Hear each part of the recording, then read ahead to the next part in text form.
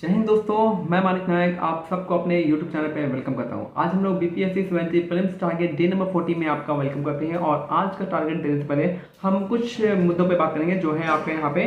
पहले तो हम लोग नॉर्मलाइजेशन पे बात करेंगे। कल मेरे को 2-3 क्वेश्चन आ गए थे इस पे कि कैसे होगा कैसे नहीं होगा। तो उसके बाद जो है हम लोग यहाँ पे क्लास और थ्योरी के बात करेंगे कि क्लासेस करना कैसा रहेगा। इसके बाद जो है हम लोग बात करेंगे टेस्ट और पीवाईक्यू कब से करेंगे, और टेस्ट में अभी आपके मार्क्स कम आ रहे हैं तो उसका क्या इलाज हो सकता है, और यहाँ पे जो है और एग्जाम से पहले कितने एमसीक्यू पढ़ के जाना चाहिए और कितना रिवीजन करना चाहिए वो भी मैं यहाँ पे बात करूँगा। और लास्ट में मैं नोट्स और रिवीजन का जो मैं डेली बात करता हूँ वो मैं बताऊँगा। तो चलिए स्टार्ट करते हैं मैं वीडियो को। आज का टारगेट मैं देता हूं कि आज का टारगेट जो आप लोग को है हिस्ट्री घटना चक्र का जो है पेज नंबर 120 से लेकर 240 तक आपको कंप्लीट करना है। ठीक है, तो आज का टारगेट है आपको पेज नंबर 240 तक आपको कंप्लीट करना है हिस्ट्री का।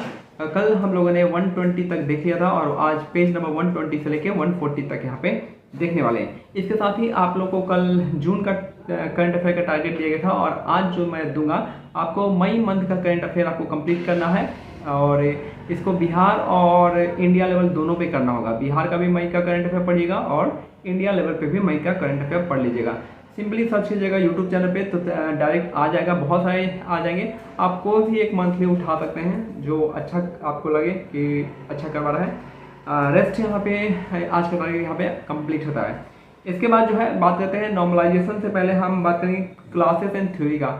क्लासेस एंड थ्योरी क्या अभी क्लासेस करना चाहिए या नहीं चाहिए? अगर आप बीपीएससी 70 के लिए टारगेटेड हैं तो मेरे ख्याल से अभी जो है आपको क्लासेस बहुत कम कर देना चाहिए। आप कम से कम मेरे हिसाब से आप 2 से 3 घंटे क्लासेस कीजिए। रेस्ट जो है जो आपके 4-5 घंटे आपको 4-5 घंटे में 3 घंटा आपको एमसीक्यू पढ़ना चाहिए और उसके बाद जो है 2 घंटे रिवीजन का होना चाहिए।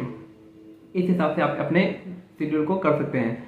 ठीक है, तो कोशिश रहना चाहिए कि आप 2 से 3 घंटा आप क्लासेस देखिए जो आपका थ्योरी पढ़ाया जा रहा है। उसके बाद जो है जितने भी टाइम बचे हो उसमें आप एमसीक्यू प्रैक्टिस कीजिए और उसमें से भी आप जो है जैसा कि मैं घटना चक्र का दे रहा हूँ तो 3 घंटा आप घटना चक्र को पढ़िए। चाहे वो टारगेट कंप्लीट हो रहा हो ना हो रहा हो, आप 3 घंटा घटना चक्र जरूर पढ़ेंगे अगर आपका टारगेट बीपीएससी 70 है तो। इसके बाद जो है जो भी टाइम बच जाता है, इसके बाद जो टाइम बचता है उसमें आप लोग करंट अफेयर देखेंगे और बिहार और इंडिया लेवल पे करंट अफेयर आपको डेली देखना है। इसके साथ ही क्लास 3 में बता दिया कि क्लासेस और थ्योरी बहुत कम करना है और जितना ज़्यादा से ज़्यादा फोकस हो एमसीक्यू पे फोकस करना है।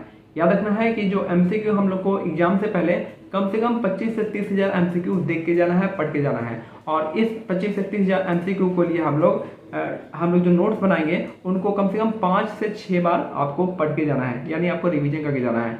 और याद रखना है कि जो हम लोग क्वेश्चन लिखेंगे वो इजी क्वेश्चन नहीं लिखेंगे। जो क्वेश्चन हमको नहीं आता है या फिर जिसमें डाउट हो रहा है उसको हम यहाँ पे लिखने वाले हैं। रेस्ट जो है अब तो मैं 25 से 30 हज़ार एमसीक्यू कहूँगा कि आपको एग्जाम से पहले पढ़ के जाना है और रिवीजन उसको लिख के रिवीजन करके सब कुछ अच्छे से जाना है। इसके साथ ही यहाँ पे टेस्ट एंड पीवाईक्यू, टेस्ट और पीवाईक्यू हम लोग घटना चक्र सीरीज के बाद स्टार्ट करेंगे। तो कोशिश करेंगे घटना चक्र और पीवाईक्यू के बाद जो है हम लोग टेस्ट सीरीज को ही स्टार्ट करेंगे और करंट अफेयर साथ में चलता रहेगा। घटना चक्र के बाद हम लोग पीवाईक्यू और मॉक टेस्ट को स्टार्ट करने वाले हैं।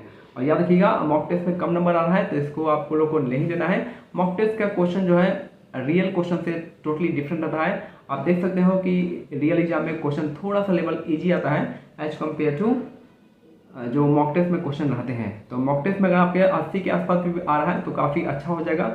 80 मेरे ख्याल से काफ़ी अच्छा है। 75-80 के बीच में आ रहा है नंबर, तो मेरे ख्याल से नंबर थोड़ा डिसेंट होगा। और रेस्ट जो है कोशिश कीजिए कि रॉन्ग को बहुत कम करने का वैसे। ठीक है, तो एक्यूरेसी बना के चलना है और बस यही है कि और जो क्वेश्चन गलत हो रहा हो चाहे नहीं आ रहा हो तो आप उसको एक कॉपी में बना के लिख लेंगे। नेक्स्ट क्वेश्चन है हमारा यहाँ पे कि और लो मार्क्स का मैंने बता दिया है। इसके बाद जो है नॉर्मलाइजेशन का क्या खेल होगा। तो नॉर्मलाइजेशन देखिए, नॉर्मलाइजेशन में 2 चीज़ होता है, या तो आपके मार्क्स घट जाते हैं या फिर आपके मार्क्स बढ़ जाते हैं। नॉर्मलाइजेशन में जितने शिफ्ट में एग्जाम होते हैं उन सब का एवरेज मार्क्स को इक्वल किया जाता है। नॉर्मलाइजेशन में सारे जितने भी शिफ्ट होंगे उन सब के एवरेज मार्क्स को इक्वल करेंगे और उस इक्वल में जिसके मार्क्स अगर ज़्यादा जाएगा तो उसको कम करेंगे और जिसका कम रहेगा उसको ज़्यादा कर देंगे, यानी सबको इक्वालिटी पे ले आएंगे। याद रखिएगा, इनमें से उनको फायदा हो, नॉर्मलाइजेशन में उनको फायदा हो जाता है जिनका शिफ्ट इजी आ जाता है, और जिनका शिफ्ट टफ आ जाता है उनको थोड़ा सा नुकसान, थोड़ा नहीं बहुत ज़्यादा नुकसान होता है। तो याद रखिएगा, जब नॉर्मलाइजेशन होगा तो मार्क्स जो घटेगा, कितना घटा सकता है मार्क्स, ज़्यादा से ज़्यादा 10 नंबर घटाएगा। तो 110 में अगर उसका 110 नंबर आ रहा है तो 10 नंबर घटेगा, तो फिर भी उसके पास 100 हो जाएगा, क्योंकि इजी क्वेश्चन में आप ज़्यादा नंबर, आप ज़्यादा से ज़्यादा क्वेश्चन सही कर पाओगे। और अगर टफ क्वेश्चन रहेगा तो आप बहुत कम क्वेश्चन सही कर पाओगे। और टफ क्वेश्चन में अगर आप 70 ही बना दिए, कितना नंबर बढ़ाएगा, 10 नंबर बढ़ाएगा, 80 बढ़ाएगा, लेकिन कट ऑफ कितना जाएगा, 90 के पास जाएगा। तो देख रहे हो कि आप टफ शिफ्ट वाले में थोड़ा घटा हो जाता है, और जो इजी शिफ्ट होते हैं उसमें थोड़ा सा फायदा हो जाता है। तो नॉर्मलाइजेशन में ये दिक्कत हो सकता है, लेकिन ओवरऑल देखते हैं किस तरीके से बीपीएससी नॉर्मलाइजेशन तरीका अपनाता है। और एसएससी सीजन में तो ऐसा ही होता है कि नंबर घटते बढ़ते रहते हैं और अनप्रडिक्टेबिलिटी बढ़ जाती है, और कहीं ऐसा ना हो कि बीपीएससी फिर से बीएसएससी की तरह नॉर्मलाइजेशन करके परसेंटाइल निकाल के आपको बाहर कर दे। ये भी चांसेस बहुत ज़्यादा हो सकता है इसमें। तो खैर, बाकी हम अपने लास्ट टॉपिक पे आते हैं अपने, जो है हमारा नोट्स मेकिंग रिवीजन का। आपको नोट्स मेकिंग उन्हीं क्वेश्चन को करना है जो अपने आपको डाउट हो रहा है, और जो क्वेश्चन आपको नहीं आते हैं उनको कोई क्वेश्चन लिखिए, चाहे कितना भी आपका पेज भर रहा हो, कोई दिक्कत नहीं है। जो चीज़ आपको नहीं आ रहा है, जो क्वेश्चन आपको नहीं बन रहा है, उसका आपको नोट्स बनाना ही बनाना है। और आप थ्योरी को कोशिश कीजिए कि आप थ्योरी जो है थोड़ा सा कम पढ़िए, और रेस्ट रिवीजन करते रहना है। और रिवीजन उन्हीं का ज़्यादा कीजिए जो आप नोट्स बना रहे हो उनका ही, ठीक है।